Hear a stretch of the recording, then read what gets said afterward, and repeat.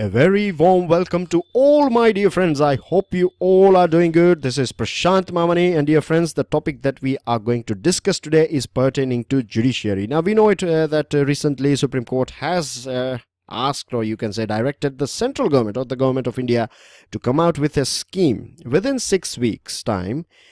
So we will see something in December 2017, and this order is pertaining to setting up some special courts that will specifically deal with cases that are going on, criminal cases that are going on against member of parliaments and member of legislative assemblies. Now the thing is, dear friends, I believe that you will agree with me when I say that justice is backbone of any democracy, right? We know that when we have any sort of injury in our backbone, then it impacts our mobility, right? We generally speaking, when you have any sort of injury in your backbone, then you are basically bedridden, isn't it? In the same way, when the justice system, or you can say the justice itself, when it is been suffering or it is going through some pain, then it will impact the whole democracy.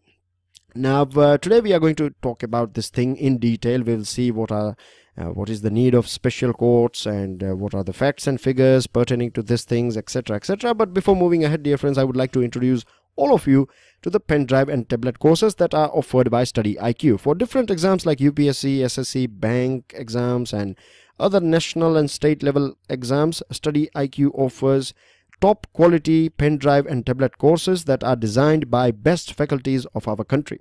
Dear friends, if you want to know more about it, all you have to do is check out studyiq.com. Just in case if you have any question or queries regarding it, then you have chat support available as well. You can utilize this thing, and you can give us a call as well, just in case if you have any further question or queries.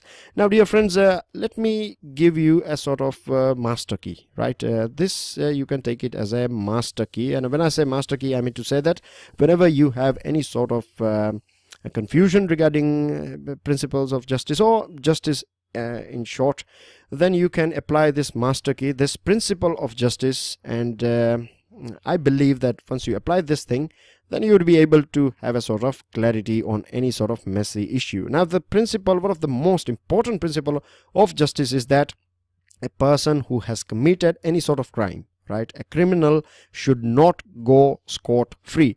He or she should get punishment from the justice system. And the other bit of this principle of justice is that a person who is innocent, right, whatever it may take, he or she should not be punished at all. That's what it is happening in our country at present. It is other way around. What is happening is that the person who are committing crime, or the criminals, they are in powerful positions. I'm not saying that all politicians are criminals, not at all. That is not right as well. But there are many people who are in powerful position, and we know it very well that they have committed some sort of heinous and many times crimes against women as well. And what is happening is that innocent people like citizens are suffering. They are suffering from this political or this powerful people holding some important posts in our country. Now the thing is, when Supreme Court is talking about this special courts, so it is important. Let's start with the basic of special court, what this special court is all about. Now there are many different kinds of special courts. They are available in our country as well. You have courts for cases against women. You have courts for corruption cases. In the same way, this special courts dealing with politicians or ending this criminalization of politics, they will specifically look into the cases pertaining to this matter. So how things works is that the cases are allocated. So say for example, you have B, C and D. I'm just ignoring A, right? B for you can take it Bombay, Kolkata and Delhi. Say for example, we have this special courts dealing with criminal politics and criminalization of politics, or people who are in politics and have some sort of cases going against them. So just in case if we have this courts in different parts of our country, then the cases will be distributed between these 3 courts, and that time of the cases will be also be allotted, and there would be some judges as well, like X, Y and Z would be given position in these 3 courts, and they would be specifically looking after these cases.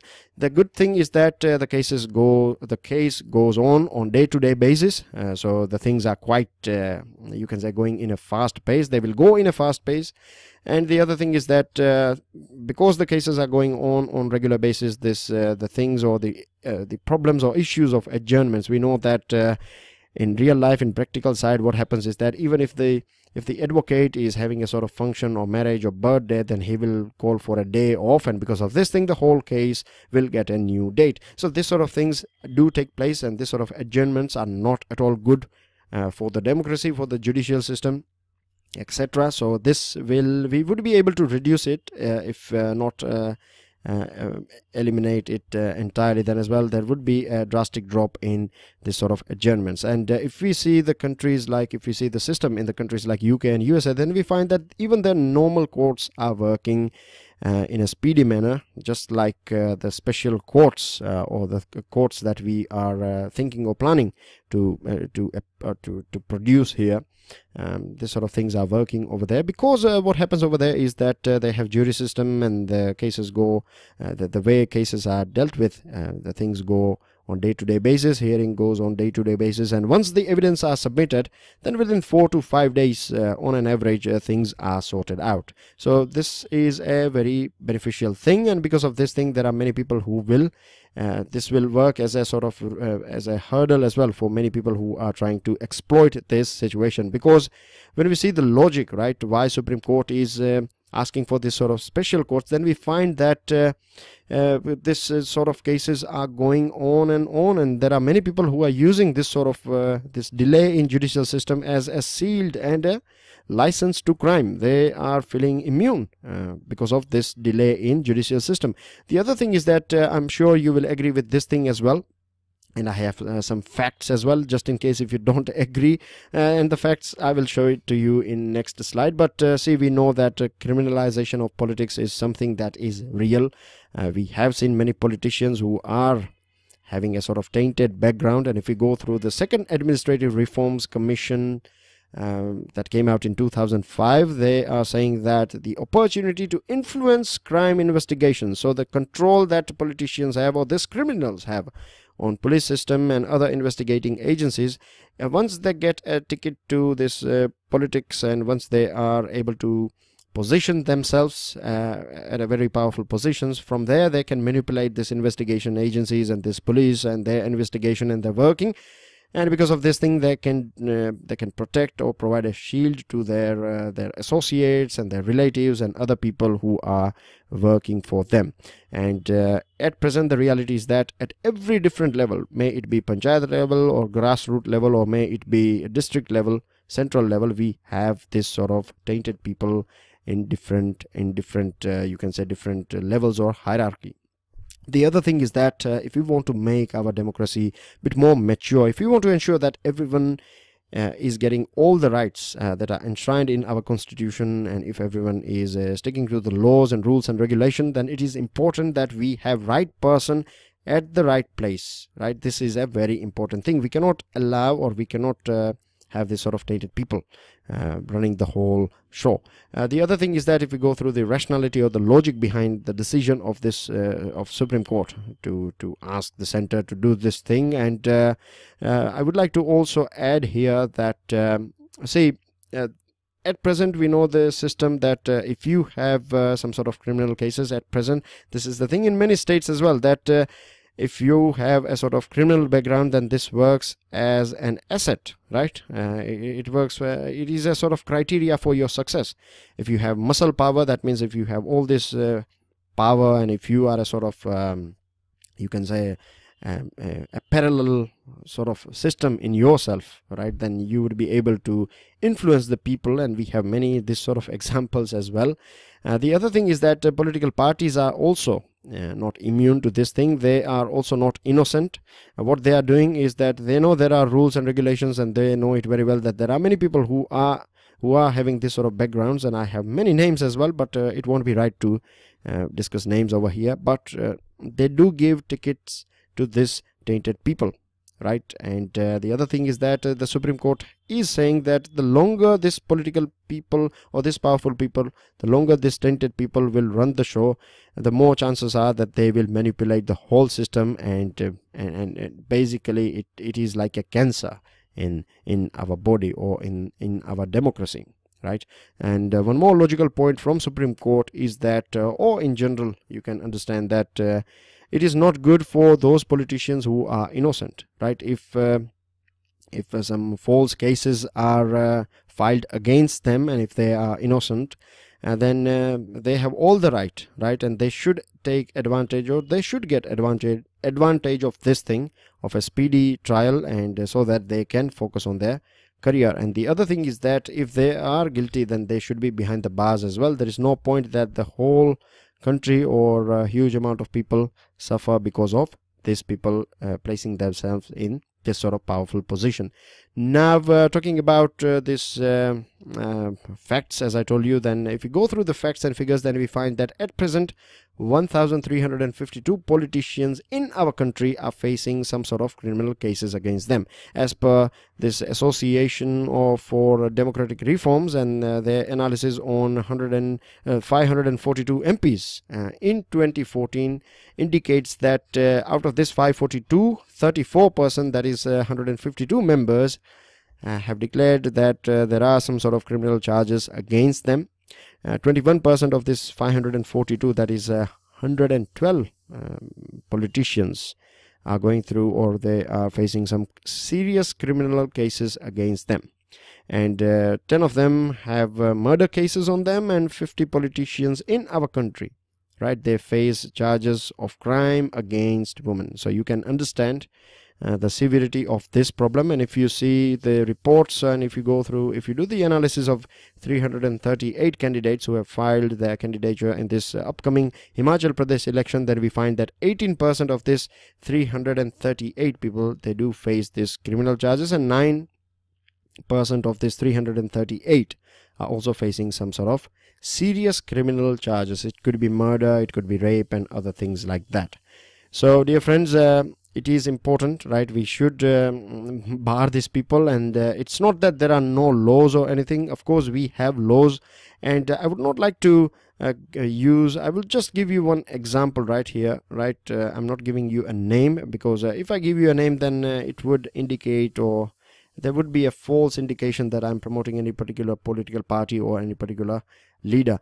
But there is one person, right, in our country, one political person who is quite famous, well-known face. That person said that we should do this, we should implement this speedy process, or you can, he talked about, he or she, right, that person talked about this special court, setting up this special court. But this person's party itself, there are many people from this person's party who said that this is not right, and other political parties, their argument against this suggestion is that if we do this thing, then we are taking undue advantage, right? We should not take this sort of privileges, and everyone is equal.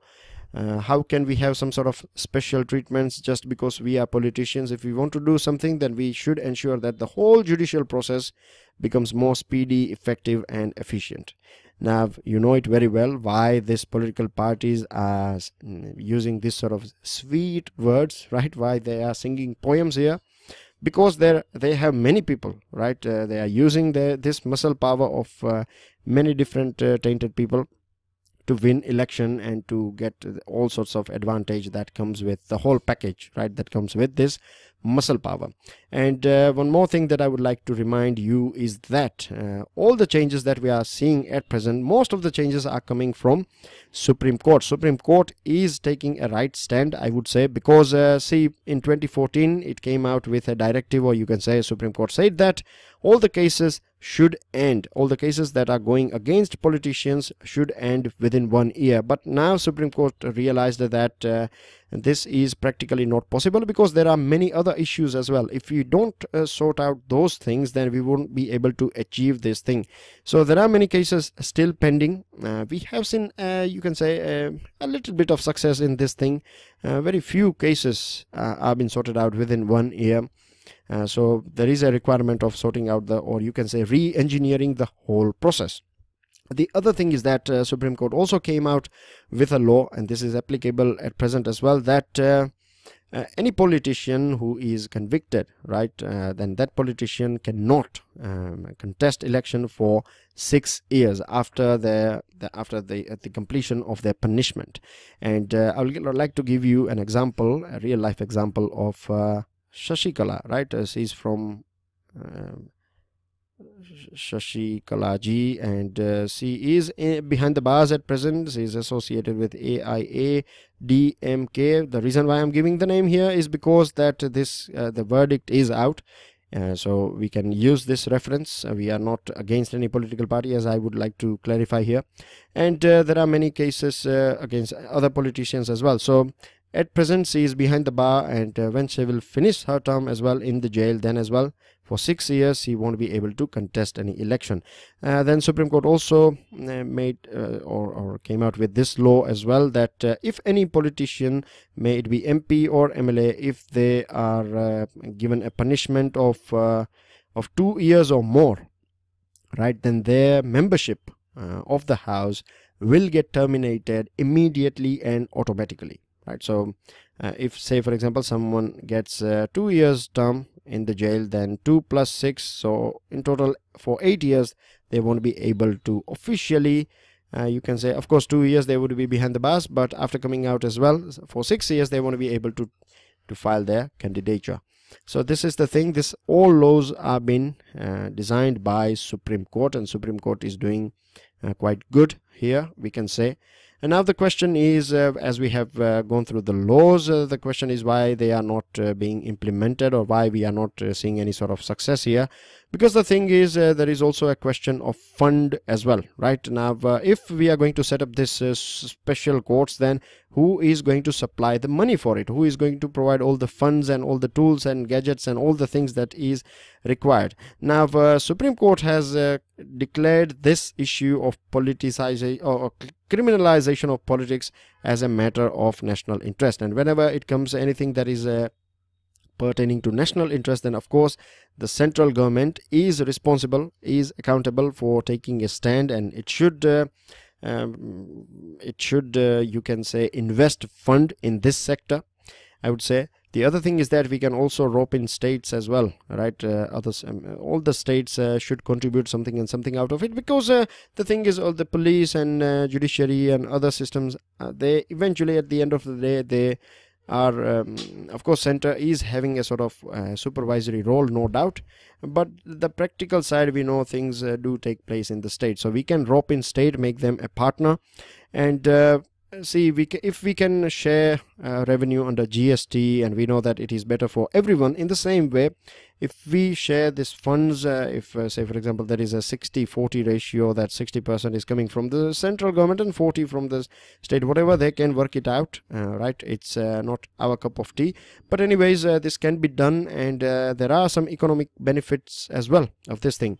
I'll give you an example of Bihar. After a new chief minister came in this state of Bihar, Bihar was infamous for all these gangs and other things, but as soon as the new chief minister came in, this chief minister gave a sort of free hand to the police people, and the police were able to catch and send many this gang members behind the bars. And because of this thing, the FDI, you can say, the investment in Bihar has gone up. So there are it helps eventually in ease of doing business as well. And allocation of fund at present, you can say that it is not adequate at all. And I would like to give you a sort of this sort of things you don't find in the books, but whenever you get a time, or whenever you cross across any sort of departments like income tax department, right? If you go through, if you come across IT department, then do observe the building and infrastructure and the technology and things used by the IT department, and compare this thing with a police chowki or police station and courts, right? Do compare it with it. Generally speaking, what we find here is that you will find tip-top office of this IT department, but when you see police and courts, then the infrastructure and other things are, you can say, of draconian era, right? They are outdated. And one of the reason is the way we see these things. Our attitude towards these two wings of government, or you can say democracy in short, is quite different. We are very biased, I would say, because the place from which we are getting revenue, right? We are making it up to date, and of course I'm talking about income tax department, from where the government will get money, right? So it will invest energy and it will invest all this technology and things like that over here.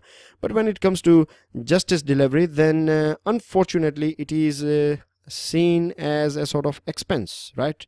Well, in real term, this is not an expense at all. It is in fact an investment. If, as I told you, it is justice is a backbone of democracy. The more speedy and quality judgment or justice is delivered, the better the society will be, and eventually it will help in business and other environment as well.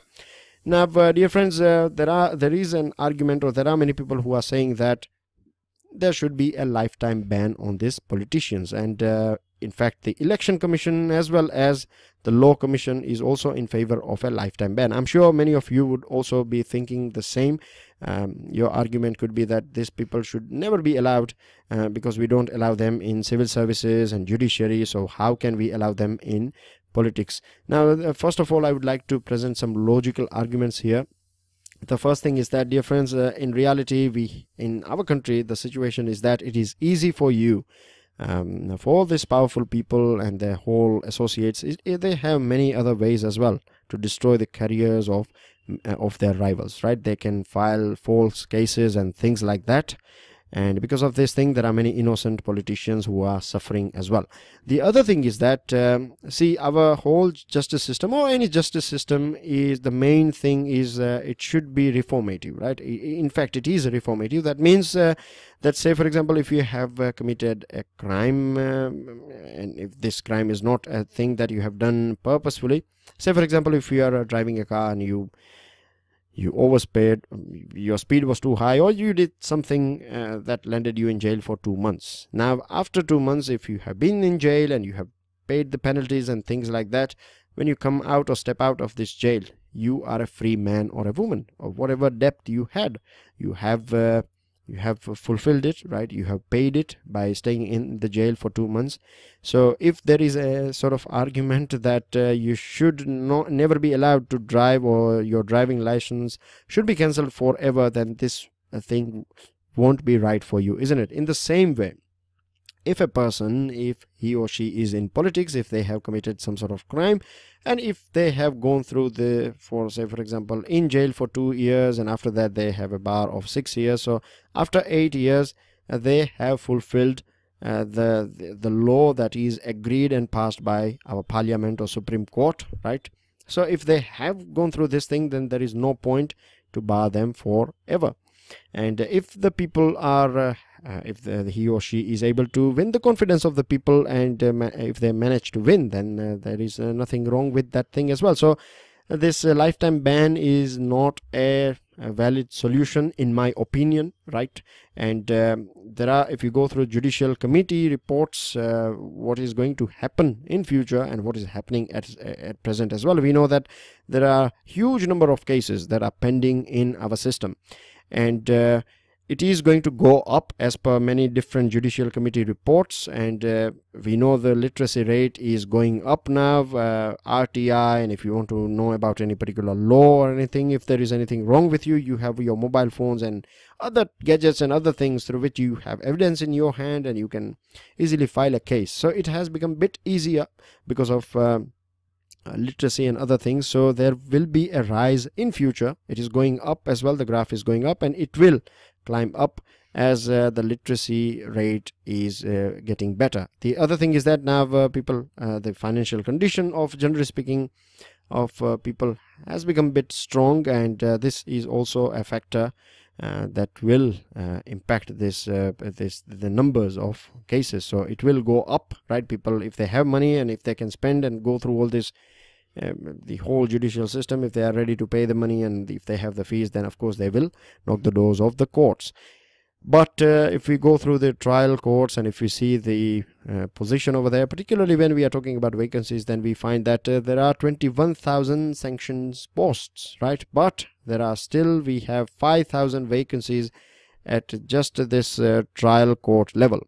And this thing has a very negative impact on overall judicial system, because what happens is that one judge is looking after 4,200 cases. This is a huge number. You can imagine how busy they would be many times, or generally speaking, what happens is that we know there are different sorts of vacations, summer vacation and other vacations. But if you see the life of these judges, then they are reading the judgments, and they are reading the whole case and going through the files and things like that. And generally we think that their duty is from 10 to 4. After that they are free. Not at all. They do leave the office around 8:39 because they have to do other administrative work as well, right? Apart from delivering justice and sitting on dice, they have to also look after these other things as well. So it is a bit of pressure over them, and this is a real thing, and this sort of huge quantity is of course defeating the quality of judgment. So this is an area in which we have to do some sort of repairing work, re-engineering work, and there is a sort of argument regarding rights as well. There are many people who are saying that this sort of special treatment to politician is going to be a sort of inequality. It is a violation of Article 14, right to equality, and they are demanding that we are also being cheated by many people. Our property is being snatched by someone else, and there are this thing or that thing happened with us, so you should also provide a speedy trial to us and things like that. But regarding this, I would like to argue here is that see, dear friends, the reality is that politicians are very powerful people. You can imagine that if a MLA, or say for example MP, right, apart from being MP, if this person is minister as well, or apart from being MLA, if one person is a minister at state level, then you can imagine that if they are tainted, if they have some sort of criminal cases going on against them, then they can their decisions in politics or their decision as a legislature will have a sort of negative impact on huge amount of people, isn't it? And this is one of the main logic, or you can say this is one of the strongest argument that they should be tried on a speedy basis. If they are not the right person at the right place, then it is better to eliminate them or remove them. When I say eliminate, I don't mean to say that hang them, but what I'm saying that they should be removed from the system. The other thing is that if we go through and if you study the constitution of our country, and if you go through this equality chapter, then you find that of course equality, right to equality applies to everyone, but this equality is not a blind one in nature. That means if someone has done a murder, and if person number B has done a theft, right, A is committed, or A has conducted a murder, B has done a theft, then of course both of them are criminal, but the severity of their crime is different. You can easily understand that doing murder or taking away life of someone is more severe. It is a more heinous crime compared to a theft of any sort of amount of rupees, may it be 2,000 rupees or may it be 10 rupees. So this is the thing, and that applies to that this equality is been explained, or there are some privileges as well. So this argument is not valid if we see it from the constitution perspective. With this, dear friends, if we go through the experience that we have so far with this speedy courts, or you can say this fast track courts, then the thing is, as per an RTI response indicates that 50% of the fast track courts in our country are not functioning. The other thing is that if we go through the Department of Justice report, then 6.5 lakh cases are pending in this fast track courts, and about 1,500 are pending in Delhi alone.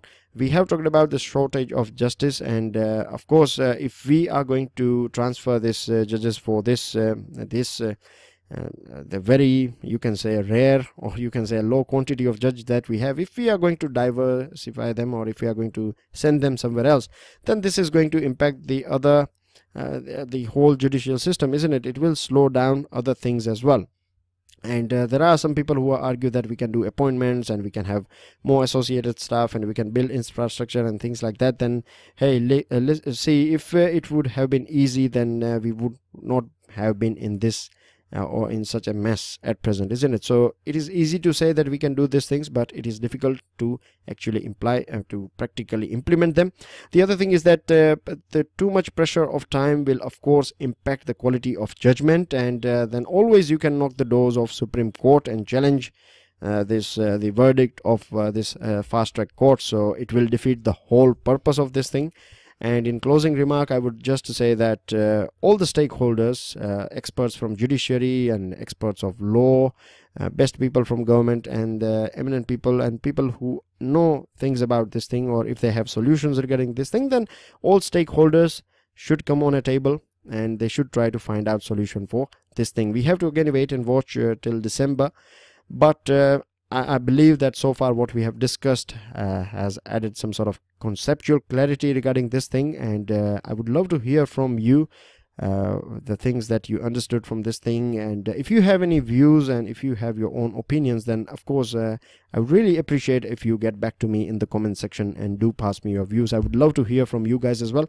And in the end, I would request all of you to please subscribe to our channel, share this lecture, give us a like if you have learned something out of it. Don't forget to check out StudyIQ.com for pen drive and tablet courses. With this, I am ending this discussion here. My best wishes are always with you. Enjoy your studies. Jai Hind.